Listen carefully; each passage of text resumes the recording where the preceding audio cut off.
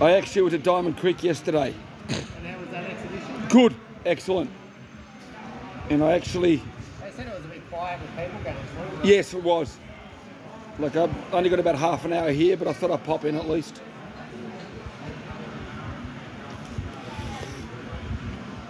The only family I heard of in store were the Van Everys. Did you know them? Okay. They lived in Pomona, apparently.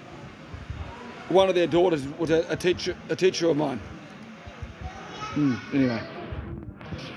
They say everybody knows everybody.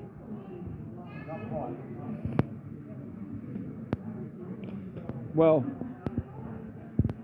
maybe.